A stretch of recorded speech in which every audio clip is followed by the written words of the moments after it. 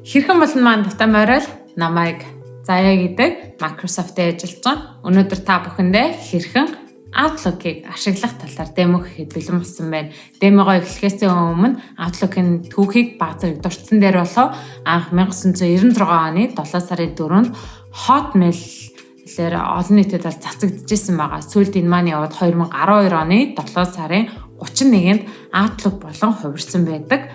Та бүхэн мэдж байгаа маш их олон байгууллагууд, хувь хүмүүс Outlook-ыг бол ашигладаг. Өнөөдрийнхөө демогоор аль болох хүмүүсийн цагийг хэмнэх ямар функцуд байдаг талаар та бүхэнд бэлдсэн байгаа. Ингээ хэдүүлээ хамтдаа демор орцгоё.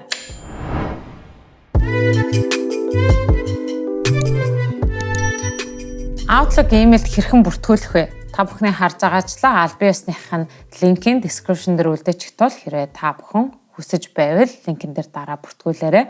Орсны дараа та хэрвээ өөрийн гэсэн Outlook-тэй бол энэхүү sign in гэдэг бүртгүүлэлт дээр та бүхэн дараад өөрийн Outlook-ыг болон нууц үгээ оруулснараа Outlook веб хэлбэр рүү та орох боломжтой. Хэрвээ танд Outlook байхгүй, та Outlook-тэй болмоор байгаа бол энэхүү create free account буюу шинэ аккаунт нээх гэдэг хэсгээр та бүхэн дараад өөрийн хүссэн имэйлийнхаа сонголтыг өөрөө хийж болно. Тэрний дараагаар та next гэдгийг дарснаар танаас нууц код асууна. Нууц кодоос гадна хоёр дахь имэйл болон гар утасны дугаарыг тань асууна. Яагаад тэгдэг вэ? Хин нэгэн таны имэйлээр орох гэж завдах үед танд цаанаас нь хамгаалтын имэйл бол ирдэг. Та өөрийнхөө имэйлийг хамгаалах боломжийг танд илүү өндөр болгож яадаг. Тэм учраас та бүхэн тэрийг хийгээд бүртгүүлээрэй гэж хүсье. Outlook-ыг та компьютер дээр хоёр өөр янзаар ашиглаж болно. Нэгт та бүхний дэлгэцэн дээр яг одоо харж байгаачлан веб хэлбэрээр аль эсвэл Outlook-ийн аппликейшнийг компьютер дээр татан аван өөрийнхөө имэйлийг оруулах боломжтой байгаа. Энэ хоёр маань баг зэрэг ялгаатай. Outlook веб хэлбэр дээр дээд талын энэхүү иконуудыг та харж байгаа жижиг.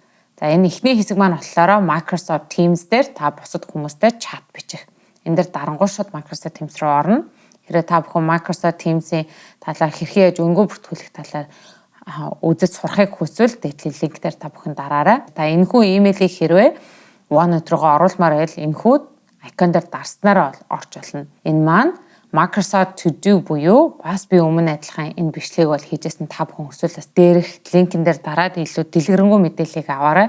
Энэ маань яг яадаг вэ гэхлээр та өөрийнхөө ажил дээр хийх ёстой гэсэн зүйлүүдээ өдөр өдөрт нь хуваагаад өөрт харагдах байдлаар гаргаад илүү амарчилж болно гэсэн үг. Жишээлбэл энэхүү имэйлийг шууд татаж аваад өөрийнхөө ивент буюу арга хэмжээндээр аль эсвэл хийх ёстой зүйл гэдгүүд дээр хэдүүлээ хамтаа хийх ёстой зүйл гэдэг рүү оронгууд энэ маань танд сануулад гараад ирнэ. Компьютер дээр татаж авдаг Outlook-ийн аппликейшн дээр анхаарах ёстой мөн цагийг хэмнэж олох зүйлүүдийг та бүхэнд харуулъя. Нэг хүнээс маш их олон янзын имэйл ирэх юм эсвэл миний ерөөсөө сонирхгүй байгаа газраас ингээд надад их имэйл явуулж байна. Энэ түүхтэй зүйлүүдийг яаж би имэйлээсээ салгах вэ гэж та тэхийн тулд эхлээд ямар имэйл вэ гэдгийг сонгох хэрэгтэй. Тэрийг active буюу итгэвчүүлээд дээдлийн home гэдэг tab дээр та бүхэн дарсны дараа энэ дээр 3 сонголт танд гарч ирнэ. Эхний сонголт энийг ignore conversation буюу энийг шууд устгаад танд ерөөсөө огтхонч харагдахгүй. Тэгээд энэ маань хаашаа явах вэ гэхлээр таны delete items гэсэн хэсэг рүү орно. Хэрвээ та санамсаргүй устгаа танд хизээ нэгэн цагт хэрэгцээтэй байх юм бол буцаад delete items гэдэг лөө ороод харж олно гэсэн. Clean up conversation буюу тийм ялангуяа ажил дээр асуудлын талаар бид нэгэн лугаа маш их олон имэйл явуулдаг те. Заримдаа тэр зүйл нь биднэрт ач холбогдолгүй зүйлүүд байдаг. Тэгэхээр тэр зүйлийг та өөрөөсөө салгахын тулд clean up conversation буюу явагдаж байгаа тэр дундаас энийг дарснараа бүх тэр харилцаж байгаа зүйлүүд бол устдаад танд гарч ирэхгүй, танд төвөг удахгүй гэсэн үг. Мөн дан ганц хүмүүсийн яриаг байхгүй болохоос гадна таны фолдер буюу одоо нэг ажлын маркетингийн, сошиал медиа, эсвэл санхүүч гэдэг юм уу те фолдер дээр байгаа хэрэгцээгүй гэсэн имэйлүүдийг бол устгах боломжтой. Доотлын 3 дахь хэсэг болохоор folder and subfolder буюу ялгаа нь яг юу вэ гэхээр folder маань л үндсэн файл.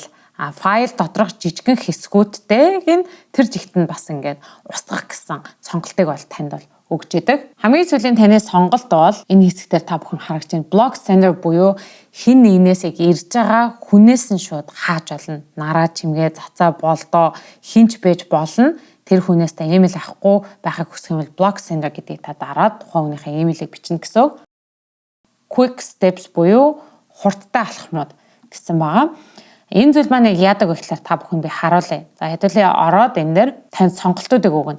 Энэ дээр жишээлбэл энийг хийгээд дууссан. Эсвэл энэ одоо манай менежер руу явуулах ёстой гэх мэтчлэн сонголтуудыг та өөрөө хийж болно. Энэ create new гэдэг дээр шинийг та үүсгэж болно. Жишээлбэл энэ дээр хэдүүлээ хамтдаа reply гэж сонгочих.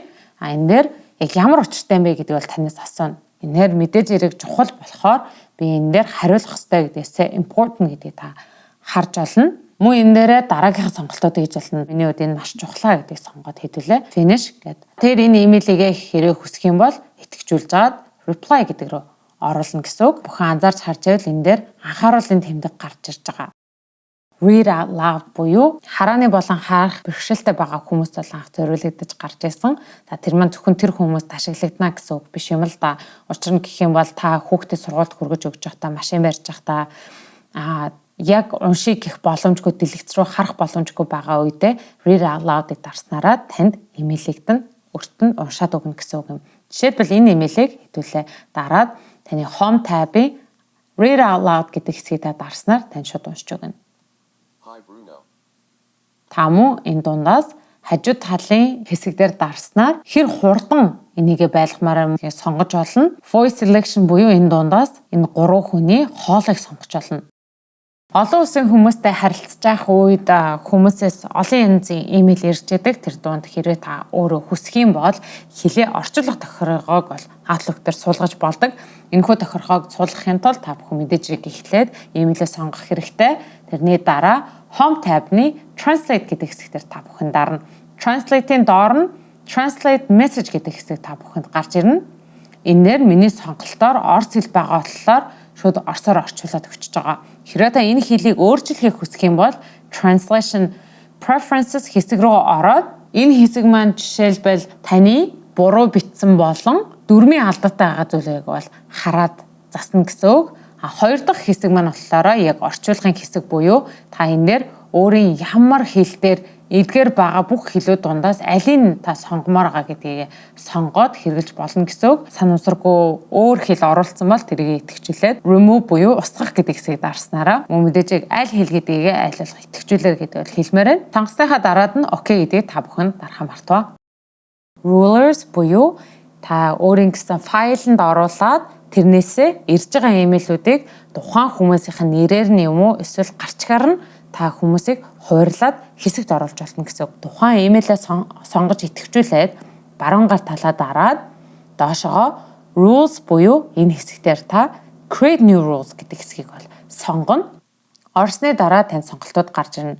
Өмнө би дурдчихсан. Та тухайн хүнийхээ нэрээр сонгож олно. Хэрэг анзаарч байвал inbox-ын манда car буюу манай ажлын хүний нэр энэ дээр ирээд зөвхөн car-гаас ирсэн бүх имэйлүүд тийшээ орох гэсэн байгаа. За дараагийн хэсэг болохоор таны имэйлээ яг ямар шалтгаанаар тань руу имэйл явуулж байгаа хүснэгтэй хэсгийг та дарж болно. Энэ дээр юу ч хийж болно, та өөрөө энийг бас засаж олно. За энийг нэрлэлсэн Azure-тай холбоотой бүх имэйлийг ийш нь явуулаарай гэж та бас сонгож болно. Ягаад гэвэл хүмүүс тань руу имэйл явахдаа байнгын адилхан бичихгүй. Тэгэхээр яг гол key үг буюу дэлгүүр үгийг та бүхэн хэрэглээрэй гэж хүсмээр байна. Тэгээд тань руу явуулах доотлын хэсэг дээр move the item to folder буюу бидний нөгөө үүсгэх гээд байгаа хэсэг рүү бол оруулах байгаа. За энэ дээр select folder гэдгийг сонгоно. Энэ дээр хэдүүлээ inbox-ыг сонгоод new гэдгийг дарах хэрэгтэй байгаа. Шинээр үүсгэж байгаа болохоор за энэ дээр хэдүүлээ Azure гэд сонгочих. Тэгээ OK гэж дарангууд энэ маань шинээр нэг хэсэг үүснэ. За энийгээ хэдүүлээ итгэжүүлээд OK гэж дараад хамгийн сүүлд нь OK гэж ахиж дарахад та бүхэн битгий мартаарай. Дарсны дараа Azure-с ирсэн бүх имэйлүүд маань Azure гэдэг inbox-ын манд орцсон байгаа. Та анзаарч харж байвал бас энэ доор миний уншаагүй хэсгүүд байгаа. Тэгсэн ч гэсэн бүгдийг нийшээ оруулсан. Тэгэхээр таны inbox-ыг маш амар болгоод өгчнө. Тэгтээшний давуу тал маань энэ маань accessibility нэгэн функц бөгөөд та заавал бичих шаардлагагүйгээр өөрийн хоолойг ашиглан имэйл хүмүүс рүү явуулж болно. Жишээлбэл та мессежийн доор dictation-ыг та бүхэн дарангуй шууд итгэвчэд гараад ирнэ. Хэрэг хүсэх юм бол энийг ингээд унтрааж болно. Хэдүүлээ энэ дээр англи хэлийг биш, орос хэлийг сонгоод үзье. Спасибо тебе, запятая гэх мэтчлэн та өөрийн хоолоогоо ашиглан хүмүүс рүү имэйлийг явуулах боломжтой. Poll буюу хүмүүстээс хүсэлтийн санал авах боломжтой. Энэхүү зүйлийг ашиглахын тулд insert дээр дараад poll гэдэг хэсгээр дарснаар та poll-ыг нээгээд өөрийн хүснээр асуултуудаа асууж болно. Хэдэн цагаас уулзалтах вэ? Аль эсвэл доор нэмэлтүүдийг бол оруулж болно. Аль эсвэл шууд өдөр 1 цагаас гэх мэтчлэнтэй. Хүсвэл энэ хүнд бас олон удаа сонгох сонголтыг хийж өгч болно. Та харж байвал энэ дэр ингээд дөрвөлжин болоод өөр болчихж байгаа. Мөн энэ донд хүсэх юм бол аль нэг нь бол бас устгаж болно. Next гэдгийг дараад add to email гэж оруулаад таны саяны хийсэн хүсэлтийн хэсэг маань энхүү ороод тухайн хүн рүүгээ явна гэсэн үг байгаа. Энийг маань ашиглах шалтгаан гэвэл ямар нэгэн хүмүүс танаас яг адилхан зүйлийг давхар асуугаад байдаг. Тэрэнд зориулаад quick parts бол байдаг байгаа. Quick parts-ыг та бүхэн олохын тулд эхлээд email дээрээ cursor өөрийнхөө зааж байгаа зүйлийг итгэжүүлээд insert гэдэг хэсэг рүү орсны дараад нь энэ text group дотор quick paste гэдэг зүйл байгаа. Одоо жишээлбэл манай Car надаас маш их олон YouTube-ийн асуултыг асуудаг.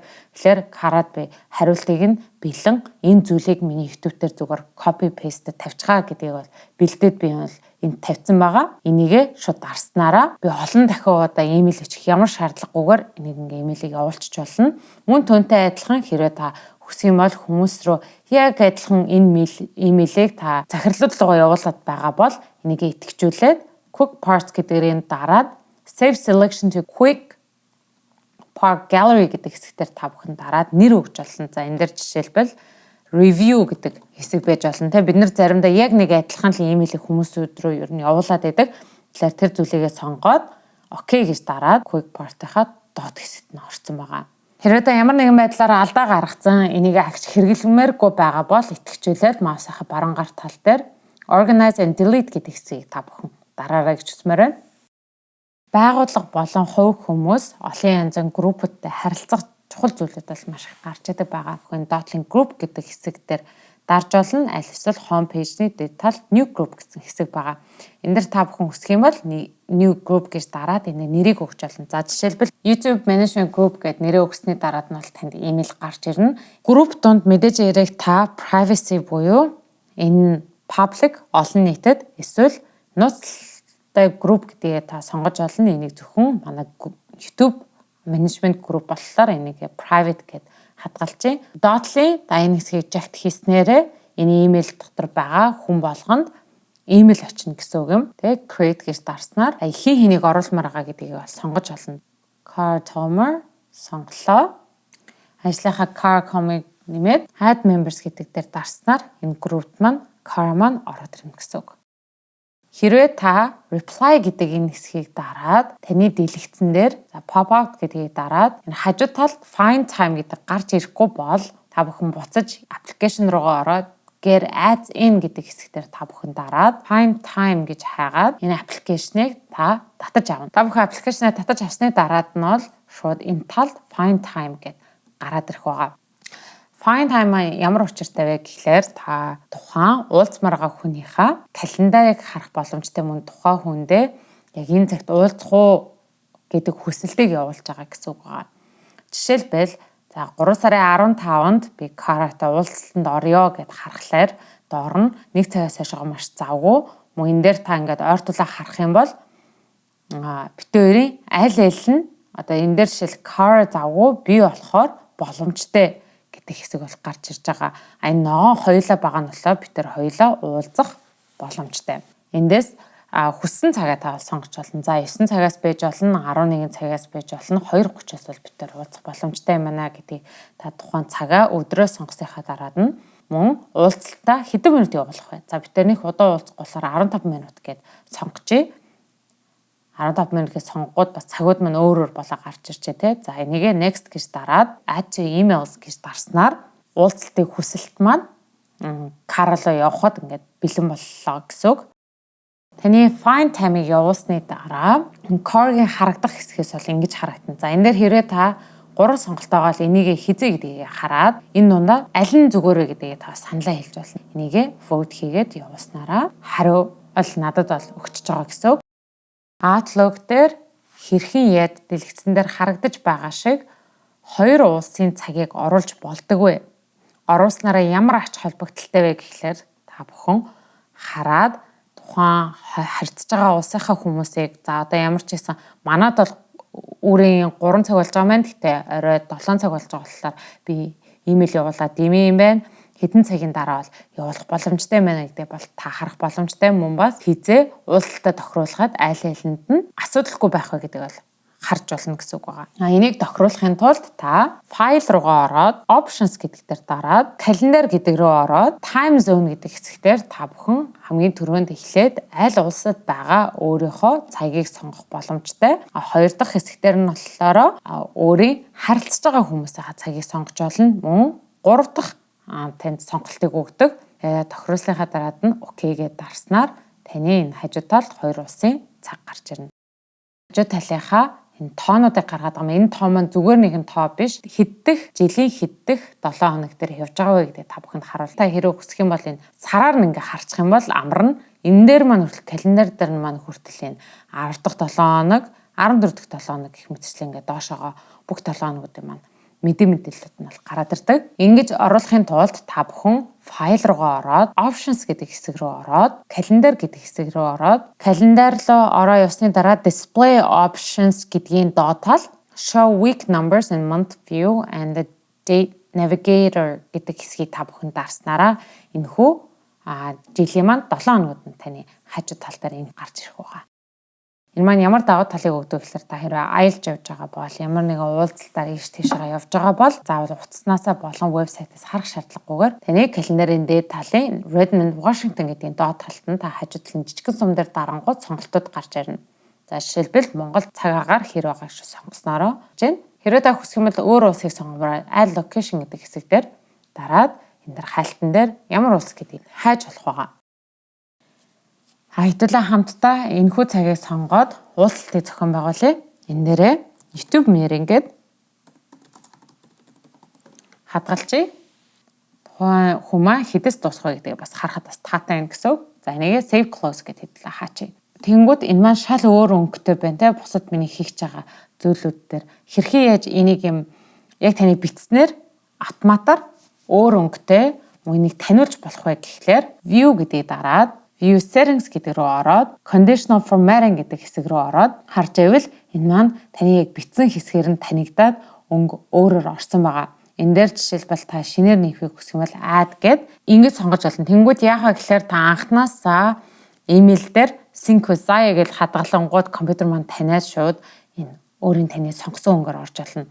Хэрэг та бүр энийг нарийн болгомоор байвал condition гэдэг хэсэг рүү ороод өөрийн хүсэл дээрээ keywords буюу түлхүүр үгүүдээр нь бол эдрийг сонгох боломжтой.